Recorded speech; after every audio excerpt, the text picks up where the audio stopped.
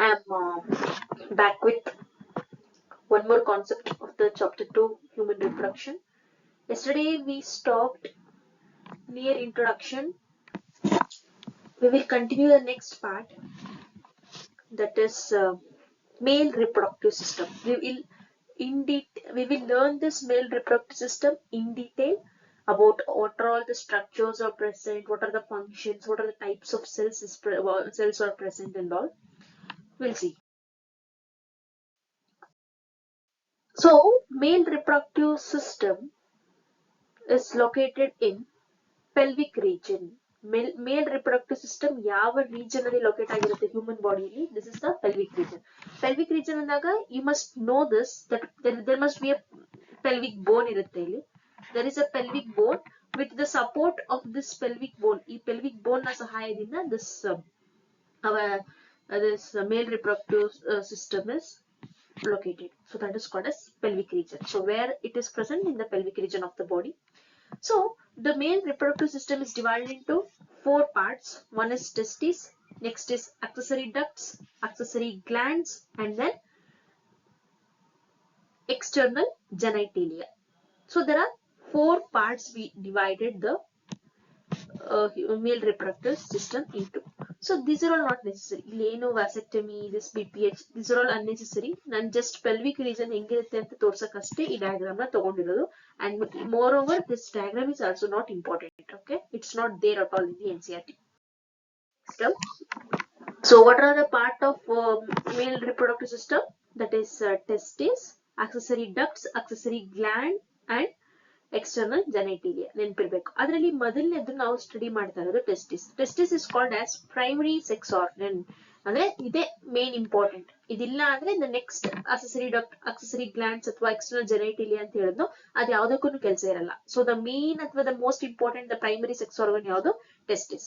Wear it is present? It is present in the abdominal cavity. Abdominal cavity means the same region, the pelvic region ಇದೆಯಲ್ಲ, that is the abdominal cavity.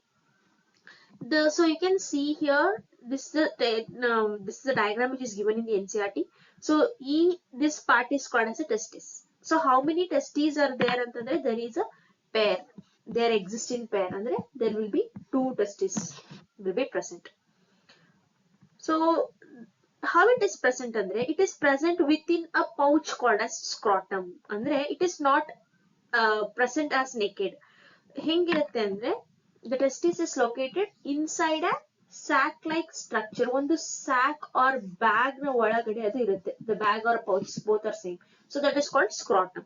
This scrotum ಒಳಗೆ ಯಾಕೆ ಇರಬೇಕು? What is the function of scrotum ಅಂತ ಏನಾದ್ರೂ ಕೇಳಿದ್ರೆ, the scrotum helps in maintaining the temperature which is around 2 to 2.5 degrees Celsius less than our body temperature.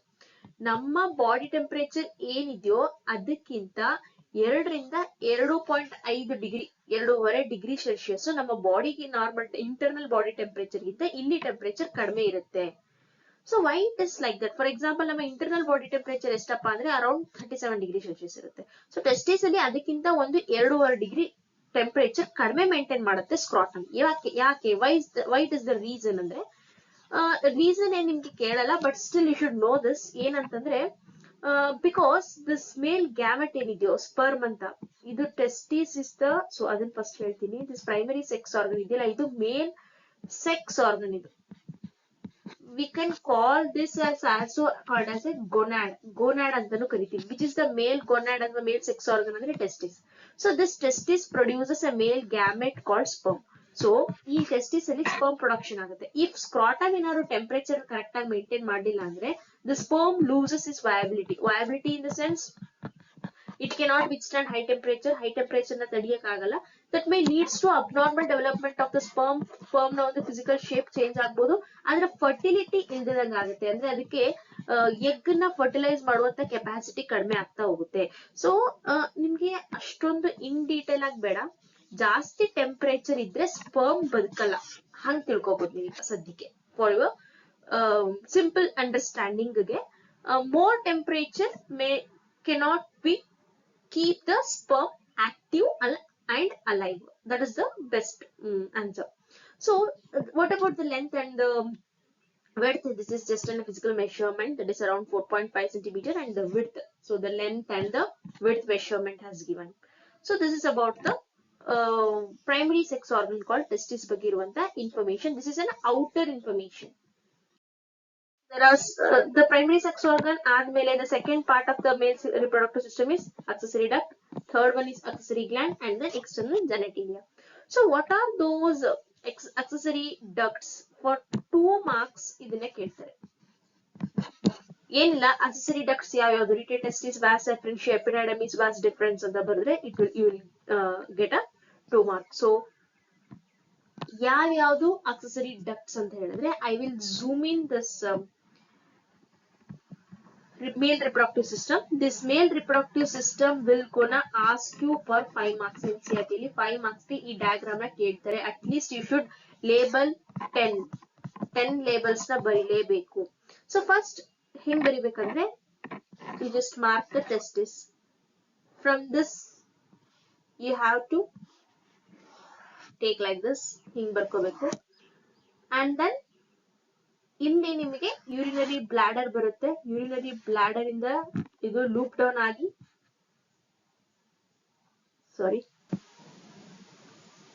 So ಇಲ್ಲಿ urinary bladder ಇರುತ್ತೆ. So testis this vas deferens will come like this. ಇಲ್ಲಿ 2 duct ನ receive ಮಾಡುತ್ತೆ, vas deferens, and then it flows inside ಇಂದ ಬಂದು ಆಮೇಲೆ there will be connects to the penis area. So you have to start writing from here. ಇಲ್ಲಿಂದ ಬರೆಯಕ್ಕೆ ಶುರು ಮಾಡಿ, or your convenience, but ಬರೆಯೋದನ್ನ ಕಲಿಲೇಬೇಕು. The diagram will gonna ask you for 5 marks. You should write 10 labels also. So ಏನಿರ್ಬೋದು ಇಲ್ಲಿ ಅಂತಂದ್ರೆ, male reproductive system ಅಲ್ಲಿ ಈಗ ನಾನು ಆವಾಗ್ಲೇ ಹೇಳ್ದೆ ಪ್ರೈಮರಿ ಸೆಕ್ಸ್ ಆರ್ಗನ್ಸ್ ಯಾವ್ದು ಅಂತ. Primary sex organ is testis ಇರುತ್ತೆ, ಸ್ಕ್ರಾಟಮ್ ಇರುತ್ತೆ. ಸೊ ಇವಾಗ ನಾವು ಇಗ್ನೋರ್ ಮಾಡೋಣ ಟೆಸ್ಟಿಸ್ ಪಾರ್ಟ್ ನ.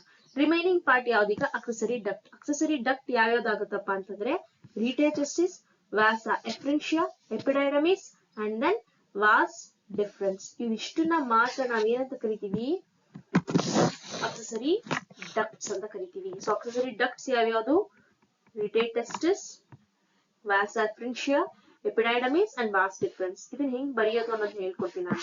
So you should know this. Next accessory glands. Accessory glands ಅಂತಂದಾಗ it includes this 3 glands. ಇವು 3 glands. Seminal vesicle ಇಲ್ಲಿರುತ್ತೆ, prostate gland, and this is the bulbourethral gland. So ಹಿಂಗ್ ಬಂದು ಮೇಲ್ಗಡೆಯಿಂದ ಜಾಯಿನ್ ಆಗಿರೋದು seminal vesicle. ಅದರ ಕೆಳಗಡೆ ಇರುವಂತದ್ದು ಹಿಂಗಿರೋದು ಪ್ರೋಸ್ಟೇಟ್ ಗ್ಲ್ಯಾಂಡ್.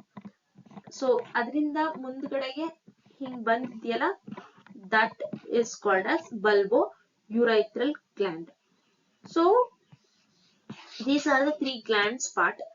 ಯಾವ್ಯಾವ್ದಂತ ಗೊತ್ತಾಯ್ತು. ನೆಕ್ಸ್ಟ್ ಎಕ್ಸ್ಟರ್ನಲ್ ಜೆನೈಟೇಲಿಯಾ ಅಂತಂದಾಗ, ಎಕ್ಸ್ಟರ್ನಲ್ ಜೆನೈಟೇಲಿಯಾ ಅಂತಂದ್ರೆ this part that is called as penis. External genitalia na now penis anta kariತೀವಿ. So these are all the different parts of male reproductive system. Can you tell me now what are the male reproductive system? So male reproductive system has primary sex organ, these 2 testes. Adadmele there is an accessory ducts. Accessory ducts antandaga you have to know this: vas deferens, epididymis, vas efferentia, and rete testis. Next accessory glands andaga seminal vesicle, prostate gland ಮತ್ತೆ bulbourethral gland. And the last one is external genitalia, this region, that is penis. So this is you should know. So ಈಗ I will explain you the see. ಈಗ ಒಂದು testis ಅಂತ ನಾವು ಇಲ್ಲಿ ಬರ್ಕೊಂಡ್ರೆ, the testis has many testicular lobules compartment. ಒಂದು testis ಅಲ್ಲಿ around 250 compartments ಇರುತ್ತೆ. ಈ ತರ 1 compartment, 2 compartment, 3, 4, 5, 6 like this. All these compartments will join in the one edge. This region alli join agutte. This region is called as rete testis. From this rete testis will opens into backward region, posterior part ಅಲ್ಲಿ ಇರುವಂತ epididymis ಅನ್ನೋ ಒಂದು region ಗೆ ಈ rete testis join ಆಗ್ತಾ ಹೋಗುತ್ತೆ. So I will tell you ಈ this ರೀಟೆ testis ಇಂದ ಎಪಿಡೈಡಮಿಸ್ ಗೆ ಜಾಯಿನ್ ಆಗೋದಕ್ಕೆ ಮಧ್ಯೆ ಏನ್ ಲೈನ್ಸ್ ಇದೆಯೋ ದೀಸ್ ಆರ್ ಕಾಲ್ಡ್ ವಾಸ ಎಫರೆನ್ಷಿಯಾ. ವಾಟ್ ಇಸ್ ದಿಸ್ ಅಂದ್ರೆ epididymis. Epididymis is a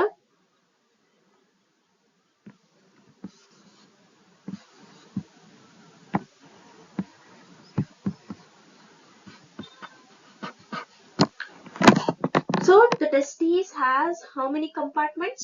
250 compartments. ಆ compartments ಗಳನ್ನ ಏನಂತ ಕರಿತೀವಿ?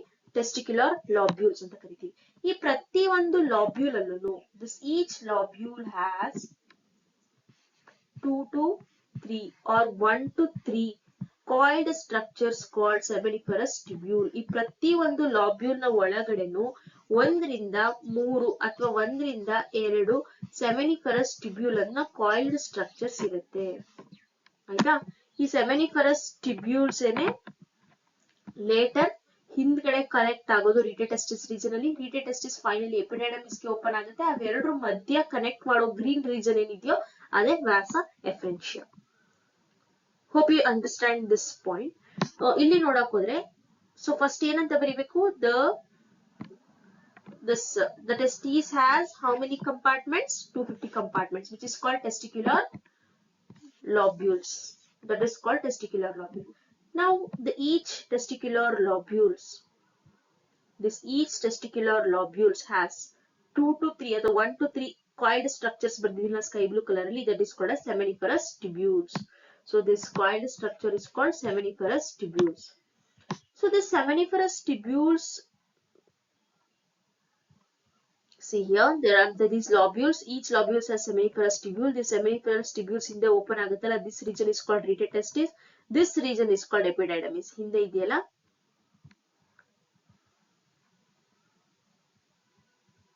this region is called epididymis. ಅವೆರಡು ಮಧ್ಯ ಇರುವಂತ ಈ connecting structures vas efferentia. So ಅಲ್ಲಿಂದ ಮುಂದಕ್ಕೆ ನಿಮಗೆ you will find this vas deferens. ಈ ವಾಸ್ ಡಿಫರೆನ್ಸ್ ಮೇಲ್ಗಡೆಗೆ ಆಮೇಲೆ ಲೂಪ್ ಓವರ್ ಆಗಿ ನಮ್ಮ ಯೂರಿನರಿ ಬ್ಲಾಡರ್ ನ ಕನೆಕ್ಟ್ ಮಾಡುತ್ತೆ. So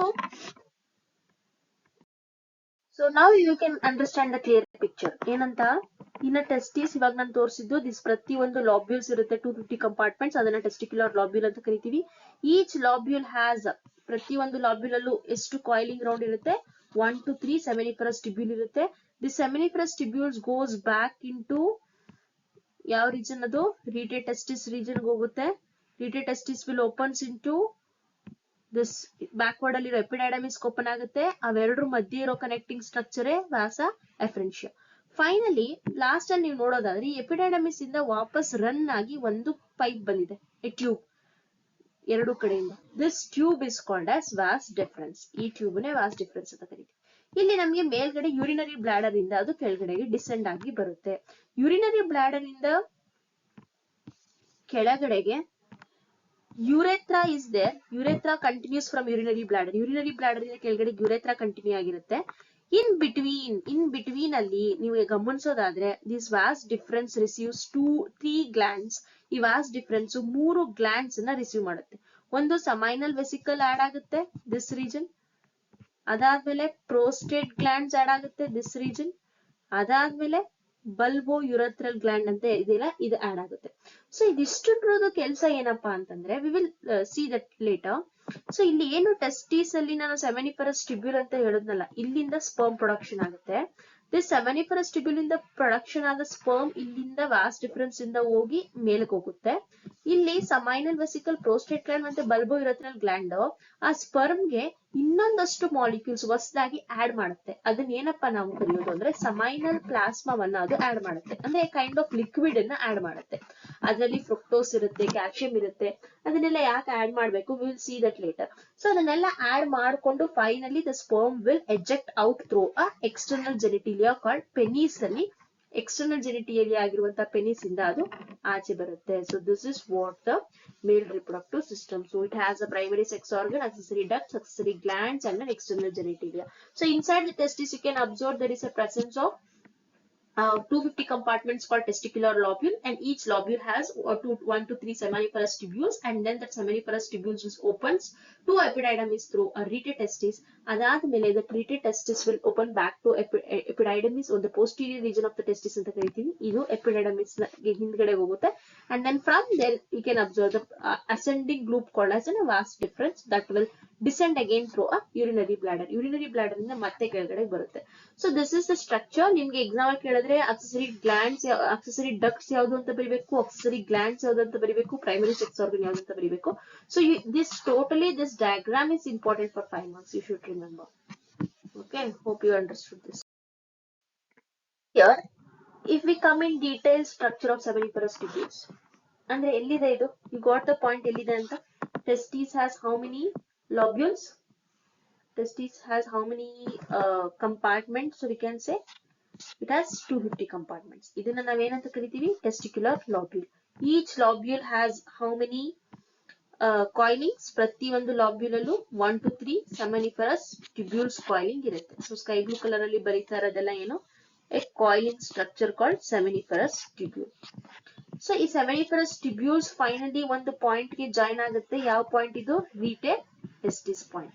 This rete testis again backward ಅಲ್ಲಿ open ಆಗುತ್ತೆ ಯಾವ region ಗೆ? epididymis ಗೆ. So ಅವೆರಡರ ಮಧ್ಯೆ connecting lines ಇರುತ್ತೆ, ಅದೇನದು? vasa efferentia. This is epididymis. This is rete testis. ಹೌದಲ್ಲ? ಈಗ ನಮಗ್ ಬೇಕಾಗಿರೋದು only this seminiferous tubule part, ಅಂದ್ರೆ ಸ್ಕೈ ಬ್ಲೂ ಕಲರ್ ಪಾರ್ಟ್ ಮಾತ್ರ ಬೇಕು. seminiferous tubule. ಆ seminiferous tubule ಅನ್ನ ನಾವಿಲ್ಲಿ zoom in ಮಾಡಿ ತೋರಿಸಿದೀವಿ. So hope this point is understood to everybody. So seminiferous tubule has two types of cells. Seminiferous tubules ಅಲ್ಲಿ ಎರಡು ತರದ ಸೆಲ್ಸ್ ಇರುತ್ತೆ, ಒಂದು germ cell ಮತ್ತೆ Sertoli cell. Germ cells are also called spermatogonia. Germ cells ಗೆ ಇರುವಂತಹ ಇನ್ನೊಂದು ಹೆಸರೇ spermatogonial cell. So see here, if you come to know, ಈ ಎಡ್ಜ್ ಅಲ್ಲಿ ಇರೋದೆಲ್ಲ ಒಂದು seminiferous tubule ಅಲ್ಲಿ ಈ ಎಡ್ಜ್ ಅಲ್ಲಿ ಈ ತರ ಇರೋದೆಲ್ಲ spermatogonial cell. ಆ spermatogonial cell ನ ಮಧ್ಯದಲ್ಲಿ there are certain other type of cells are also present. ಈ shape ಅಲ್ಲಿ ಇದೆಯಲ್ಲ, this cell is called as Sertoli cell. So these are all germ cell, these are all Sertoli cell. ಮತ್ತೆ ಇಲ್ಲಿ germ cell continue ಆಗುತ್ತೆ, ಮತ್ತೆ there will be one Sertoli cell. Like this alternative ಆಗಿ arrange ಆಗಿರುತ್ತೆ. So what is the function of this germ cell and Sertoli cell ಅಂತಂದ್ರೆ, germ cell ಅಲ್ಲೇನೆ seminiferous tubules ನಾವು ಇವಾಗ ಓದ್ತಾ ಇರೋದು, seminiferous tubule ನ ಒಳಗಡೆ ಇರುವಂತಹ germ cell ನೆ sperm ನ ಪ್ರೊಡ್ಯೂಸ್ ಮಾಡೋದು. So what produces the sperm? Which cell produces the sperm? A germ cell or spermatogonial cell which present in the seminiferous tubule which produces sperm. So then what is the function of the Sertoli cell? Sertoli cell ಯಾಕೆ ಇರಬೇಕು? ಅದರ function ಏನು ಅಂತ ಕೇಳಿದ್ರೆ, these Sertoli cells provides nourishment, nutrition to the germ cell. ಈ germ cell sperm ನ production ಮಾಡೋದಕ್ಕೆ ಏನೇನು ನೆಸೆಸರಿ ಥಿಂಗ್ಸ್ ಇರುತ್ತೋ ಅದನ್ನೆಲ್ಲ ಪ್ರೊವೈಡ್ ಮಾಡುವ ನ್ಯೂಟ್ರಿಷನ್ ಮೆಟೀರಿಯಲ್ಸ್ ನ ಪ್ರೊವೈಡ್ ಮಾಡೋದೇ ಈ Sertoli cells. Middle ಅಲ್ಲಿ ಇದೆಯಲ್ಲ, these Sertoli cells provides all the nutrition or nourishment to these germ cells. ಈ germ cells ಗೆ ಪ್ರೊಡ್ಯೂಸ್ ಮಾಡುತ್ತೆ. So germ cells ನ ಕೆಲಸ ಏನು? Germ cells will produce the sperm. ಅದನ್ನ ಬಿಟ್ಟು if you come in detail to the structure observe ಮಾಡಿದ್ರೆ, so ಇಲ್ಲೊಂದು ಸ್ಟ್ರಕ್ಚರ್ ಇದೆ, ಇಲ್ಲೊಂದು ಸ್ಟ್ರಕ್ಚರ್ ಇದೆ, ಇವೆರಡರ ಮಧ್ಯೆ ಇಂಟರ್ಸ್ಟಿಷಿಯಲ್ ಸ್ಪೇಸ್ ಇದೆಯಲ್ಲ, ಈ ಖಾಲಿ ಜಾಗ, ಈ ಖಾಲಿ ಜಾಗದಲ್ಲಿ ಒಂದಷ್ಟು ಸೆಲ್ಸ್ ಇದೆ. ಆ ಸೆಲ್ಸ್ ನ ನಾವು ಏನಂತ ಕರಿತೀವಿ? Leydig cell ಅಂತ ಕರಿತೀವಿ. What it is? Leydig cell. What is the function? Leydig cell secretes androgen. Androgen ಅನ್ನುವಂತಹ ಒಂದು ಟೆಸ್ಟಿಕ್ಯುಲರ್ ಹಾರ್ಮೋನ್ ಅನ್ನ ಈ ಒಂದು ಯಾವುದು Leydig cell ಪ್ರೊಡ್ಯೂಸ್ ಮಾಡುತ್ತೆ. ಈ ಹಾರ್ಮೋನ್ ಬಗ್ಗೆ ನಾವು ಆಮೇಲೆ ಓದೋಣ, ಬಟ್ ದಿಸ್ ಇಸ್ ಇಂಪಾರ್ಟೆಂಟ್. ಇವಾಗ ನಿಮ್ಗೆ ಏನ್ ಗೊತ್ತಿರ್ಬೇಕಂತಂದ್ರೆ, ನಾವ್ ಇವಾಗ ಝೂಮ್ ಇನ್ ಮಾಡಿ ಎಲ್ಲಾನು ನೋಡ್ತಾ ಇದೀವಿ. ಸೊ ಟೆಸ್ಟಿಸ್ ಅಲ್ಲಿ ಇರುವಂತಹ ಲಾಬ್ಯೂಲ್ಸ್ ಒಳಗಡೆ ಇರುವಂತಹ seminiferous tubule ನ ಯಾವ ತರ ಲೈನ್ ಆಗಿದೆ ಅಂತ ನಾವ್ ಇಲ್ಲಿ ನೋಡ್ತಾ ಇರೋದು. ಸೊ ಇಲ್ಲಿ ಯಾವ ಸೆಲ್ಸ್ ಇರುತ್ತೆ? germ cells ಅಥವಾ spermatogonia cell ಇರುತ್ತೆ, ಎರಡು ಒಂದೇ ಅಂತ ಹೇಳಿದೀನಿ. ನೆಕ್ಸ್ಟ್ ಒಂದು Sertoli cell ಇರುತ್ತೆ, ಮತ್ತೆ Leydig cell ಇರುತ್ತೆ. ಸೊ germ cell ಕೆಲಸ which produces sperm, the Sertoli cells ನ Sertoli cells ನ ಕೆಲಸ nourishment ಕೊಡೋದು sperms ಗೆ, and one more is Leydig cells are present in this interstitial space which produces an androgen hormone. Androgen hormone ನ production ಮಾಡುತ್ತೆ. So this is androgen enik beku. We will learn it later. Those are all certain testicular hormone for the normal function of the male reproductive system. Normal function ಗೆ ಬೇಕಿರುವಂತ ಒಂದಷ್ಟು hormones. Hope you all got. I hope you all understood this concept. So ನಾನು in detail ಆಗಿ ಮೇಲ್ reproductive system ಹೇಗೆ ಇರುತ್ತೆ ನಾನು explain ಮಾಡಿದ್ದೀನಿ. ಈ chapter ಅಲ್ಲಿ ಮೋಸ್ಟ್ ಇಂಪಾರ್ಟೆಂಟ್ ಇವಾಗ ಮಾಡಿರೋ ಕಾನ್ಸೆಪ್ಟ್ ಅಲ್ಲಿ ನಿಮಗೆ what is the function of Sertoli cell ಅಂತ ಕೇಳ್ತಾರೆ. ಮತ್ತೆ some MCQ questions you will get like about seminiferous tubule, and also you should know to how to write the male reproductive system na yav tara bariyodu anta gottirabeku. It is definitely for 5 months. So these are all the certain important concepts which we covered today. In any doubts idru, don't forget to ask me in the comment section.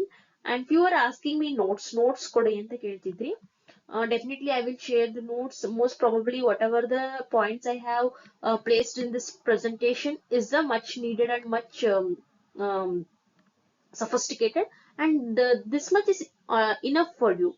ಇದನ್ನ ಬಿಟ್ಟು more than this you cannot expect. ಅದು ತುಂಬಾ ಜಾಸ್ತಿ ಏನು notes ಅವಶ್ಯಕತೆ ಇಲ್ಲ. We'll see. If possible I'll give you, and also don't forget to subscribe and like. Thank you so much. Have a good day.